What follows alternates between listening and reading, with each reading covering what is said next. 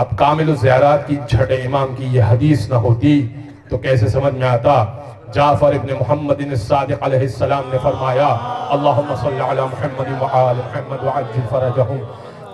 جب جنتیوں کو پروانہ جنت، بہت توجہ سے حدیث کو سنیے گا، مجھے داد نہیں چاہیے، مجھے آیت کا نتیجہ آخری بندے تک پہنچانا ہے. پہنچ گیا تو انشاءاللہ دل سے دعا دیں گے.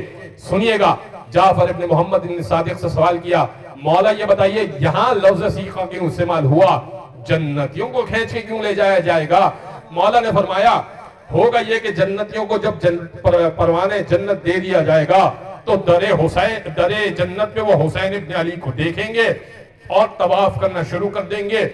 9000 سال تک حسین ابن علی کا طواف کرتے رہیں گے، یہاں تک کہ سارا اعمال نامہ سب کو دیا جا چکا ہوگا اور سارا عالم محشر خالی ہو جائے گا. تب جنتیوں سے کہا جائے گا جاؤ جنت تمہاری مشتاق ہے. وہ یہ کہیں گے ارے جنت میں جا کے کریں کیا، سردار جنت تو باہر ہے. تب جنتیوں کو کھینچ کے لے جایا جائے گا کہ جاؤ تم، حسین آ رہے ہیں تمہارے پیچھے.